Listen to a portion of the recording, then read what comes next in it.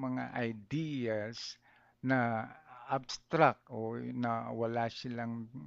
physical na katangian, ah,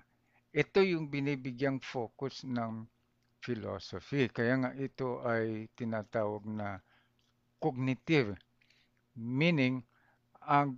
philosophy po ay nakapokus sa mental na proseso ng